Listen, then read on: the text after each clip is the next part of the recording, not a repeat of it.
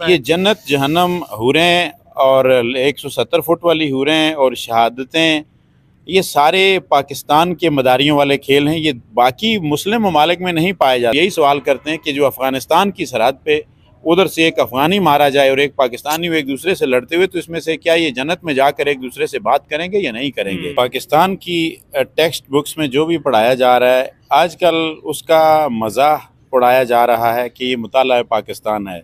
जब भी कहीं पे झूठ बोला जा रहा होता तो उमूमन लोग कहते हैं कि ये भी मुताला पाकिस्तान है। पहले से थोड़ा मुझे देख लीजिए कि मुताला बुनियादी तौर पे अरबी के बाब मफ़ाअला से है। ठीक है। कि जब किसी एक हकीकत पे आप दो तरफ से सूरज तुलू करना चाहें तो उसको कहते हैं मुताला। जिस तरह से मुसाफा है कि दो अलग अलग तहलियाँ मिलना चाहें, तो आप बताते हैं मसलन 1965 की जंग का जब इशू हो, वो आप बच्चों को सिखाना चाहें तो आप सिखाएंगे कि ये एक ऐसी जंग थी जिसमें पाकिस्तान का ये मौक़िफ़ है, कितनी कैजुअल्टीज़ हुई हैं, और इंडिया का ये मौक़िफ़ है, ताकि बच्चों के अंदर एक क्रिटिकल थिंकिंग डेवलप हो सके। वो ज़िंदगी में चीज़ों को दोनों रुख से देखने का हौसला रखें और मुकालमे की फ़ज़ा पैदा हो सके। लेकिन यहाँ पे सब कुछ यकरुखा दिखाया जाता है कि एक दिन अचानक नापाक दुश्मन ने हमला कर दिया और उसके दांत खट्टे कर दिए।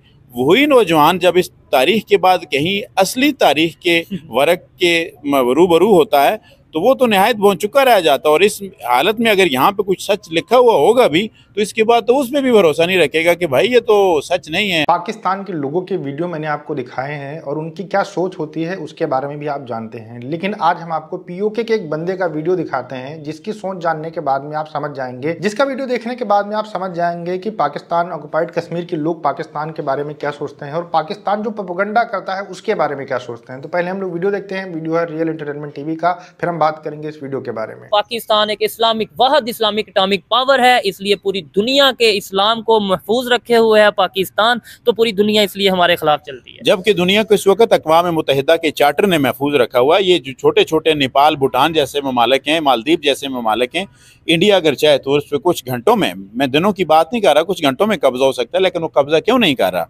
तो आप देखिए, और छोटे छोटे वेटिकन सिटी जैसे ममालिक, मालदीव है, ये सारे ममालिक किस लिए महफूज हैं? उनको उनकी एटम बम ने महफूज नहीं रखा हुआ, उनको उनकी फ़ौजों ने महफूज नहीं रखा हुआ। उसी इंसानी शऊर के तहत जो तरतीब में लाए गए उस चार्टर ने महफूज रखा है कि तमाम ममालिक एक दूसरे की सरहदों का एहतराम करें। एटम बम अगर महफूज रख सकता होता तो बहुत से ममालिक महफूज होते। पाकिस्तान 2 लाख हो चुका है, अभी एटम बम इस हिस्से में है, लेकिन एटम बम को आप चाट कर खाएंगे क्या? इस वक्त लाइफ किलर्स नहीं, लाइफ सेवर्स की ज़रूरत है, और पाकिस्तान तो वैसे भी वेंटिलेटर पे है।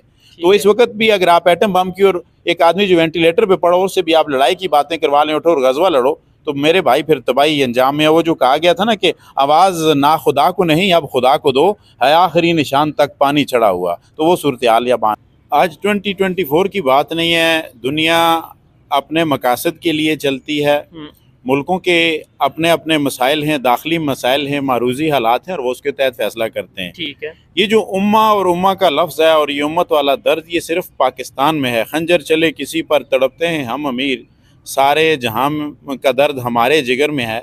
बुनियादी तौर पे ये सारा चंदे का खेल है। मैं तो इसे यूँ कहूँगा, जिस तरह कहा जाता है कि दुनिया में कहीं पे भी कोई छोटी मोटी तहरीक चलती है तो अमरीकी बहरी बेड़ा और पाकिस्तान में चंदे का डब्बा हरकत में आ जाते हैं। तो यहाँ पे भी 2-4 मुकामात ऐसे हैं, वो दिन को जी फ़लस्तीन के लिए और गज़ा के मुतासरीन के लिए आप चंदे जमा करें, इस बुनियाद पे किया जाता है। मुसलमान ममालिक का जो एक मुस्तनद और मुसल्लमा फ़ोरम है वो OIC है। OIC में कितनी ही मरतबा कश्मीर पर करारदादें पेश हुई, लेकिन वो बुरी तरह से पिट गई। मुस्लिम ममालिक अपने मफादात को देखते हैं, इस्लाम उनके यहाँ सानवी अहमियत रखता है। ये सच्चे इस्लाम वाली ये सारे असबाक जो हैं, ये उम्मत वाले असबाक सिर्फ पाकिस्तान के मुताला पाकिस्तान में पाए जाते हैं। वरना हम इनसे जब यही सवाल करते हैं कि जो अफ़गानिस्तान की सरहद पे उधर से एक अफ़गानी मारा जाए और एक पाकिस्तानी एक दूसरे से लड़ते हुए, तो इसमें से क्या ये जन्नत में जाकर एक दूसरे से बात करेंगे या नहीं करेंगे? तो इसका ऐसे लोगों के पास कोई भी जवाब नहीं होता कि दोनों तरफ मुसलमान थे तो जन्नत में कौन जा रहा है। ये जन्नत जहन्नम हुरें और 170 फुट वाली हुरें और शहादतें, ये सारे पाकिस्तान के मदारियों वाले खेल हैं। ये बाकी मुस्लिम ममालिक में नहीं पाए जाते। उनका तहजीबी दर्जा, उनका शऊरी दर्जा हमसे बहुत बेहतर है। वो बहुत आगे की देखते हैं और बहुत आगे की सोचते हैं। जो गल्फ़ कंट्रीज़ थे वो सारे के सारे पाकिस्तान को भीख तो ज़रूर देते हैं, इनके लिए खजूरें तो उनके पास ज़रूर मौजूद हैं, मगर वो इन्वेस्टमेंट सारी भारत में कर रहे हैं, चूँकि भारत में वो अपनी इन्वेस्टमेंट को महफूज समझते हैं। जिस मुल्क में वज़ीर-ए-आज़म की इन्वेस्टमेंट महफूज नहीं है, उसे 2-4 दिन के अंदर से उठा के मसनद इक़्तिदार से जेल में डाल दिया जाता हो, उसकी सारी फैक्ट्रीज बंद कर दी जाती हूँ, तो एक आम आदमी वहाँ पे इन्वेस्ट करने कैसे आएगा और क्यों कराएगा।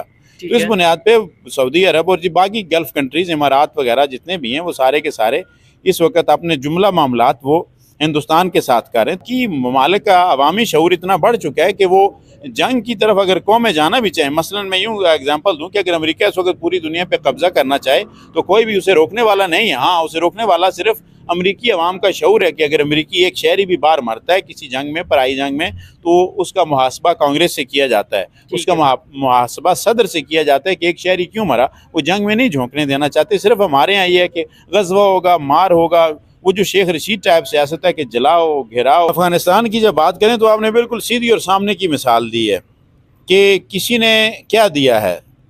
दुनिया ने वाक़यात व हवादिस की शक्ल में जो कुछ मुझे दिया था वो लौटा रहा हूँ मैं। पाकिस्तान के नूरी और शमशीर बेस से त्यारे उड़कर जाते रहे और अफ़गानिस्तान के उन शहरियों को आतिश और बारूद का ढेर बना दिया गया। उनको जीते जी बच्चों को और औरतों को, जिनका इस जंग में कोई किरदार नहीं था, वो किसी एक तरफ नहीं थे, वो सिर्फ अपनी ज़िंदगी जीना चाहते थे और उनको भस्म कर दिया गया। उसके एवज़ आपने यूनेस्को और बाकी आलमी इदारों से इमदाद लेके उनके पनाह गज़ीनों को यहाँ पे पनाह दी और कुछ अरसा खिलाया पिलाया, उन्हें नमक हराम के ताने दिए और उसके बाद बैक बीनी और दो गोश्त उन्हें पकड़ के निकाल दिया गया।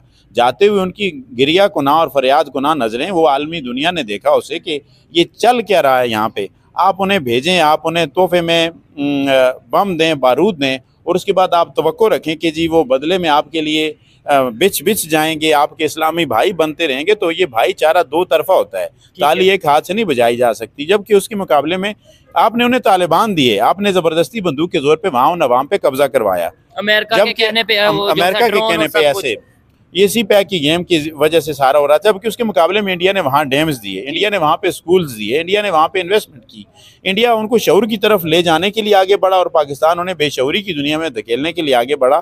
तो तरजीहात का फ़र्क बिल्कुल वाज़ेह, उन्होंने दोनों को उसी ज़बान में पे बैक कर दिया। जो पाकिस्तान ने किया था तो वो पाकिस्तान की तो लगाई हुई बाढ़ उठा के ले गए और ये उनके साथ छेड़ नहीं सके, कुछ कह नहीं सके।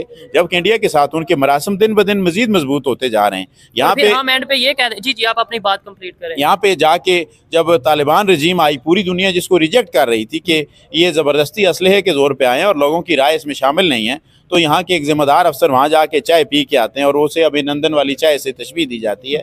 तो आपका ज़िम्मेदार अफसर जब जाके यहाँ पे ऐसे करेगा तो दुनिया इस चीज़ को अच्छी नज़र से नहीं देखेगी। देखिए, शुरुआत के वीडियो में जैसा कि बोला गया है कि मुतालिया पाकिस्तान के अंदर जो हिस्ट्री पढ़ाई जाती है वो बिल्कुल गलत पढ़ाई जाती है और यही पाकिस्तानी जब जो बच्चे हैं ये पढ़कर जब बाहर जाते हैं और रियल हिस्ट्री पढ़ते हैं तो इनको ये पता चलता है कि ये जो हिस्ट्री पढ़ाई गई है ये बिल्कुल जो है झूठी है।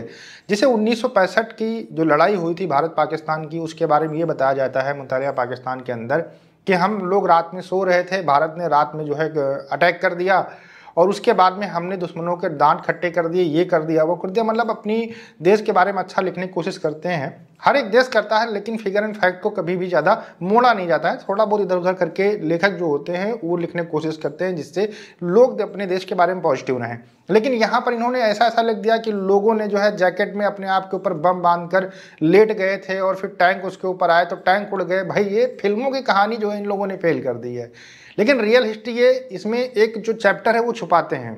ऑपरेशन जिब्राल्टर स्टार्ट किया था कश्मीर के ऊपर कब्जा करने के लिए 1965 में। इसके बारे में नहीं बताते हैं कि हमने कश्मीर के अंदर बहुत सारे अपने जो सैनिक थे उनको आतंकवादियों के भेष में भेजा था, जिसके बाद में वो लगातार वहाँ पर तांडव कर रहे थे, अटैक कर रहे थे आर्मी के ऊपर। उसको कंट्रोल करने के लिए भारत ने जो है वो पाकिस्तान के ऊपर अटैक किया था कि आप उधर से लगातार घुसपैठ कर रहे हो तो फिर ये जो है फुल एंड फाइनल वार हो जाए। तो ये सारी जो हिस्ट्री छुपाते हैं, जब इनको बाहर जाते हैं, इनके बच्चे बाहर जाते हैं, उनको पता चलता है तो फिर उनको लगने लगता है कि पाकिस्तान के अंदर जो भी पढ़ाया जाता है वो गलत पढ़ाया जाए। दूसरा यहाँ पर इन्होंने बताया कि जो परमाणु बम है उसको लेकर बात की कि पाकिस्तान के पास ना होता तो भारत खत्म कर देता पाकिस्तान को, या फिर पूरी मुस्लिम दुनिया के अंदर कौन जो है मुसलमानों को बचाने वाला होता।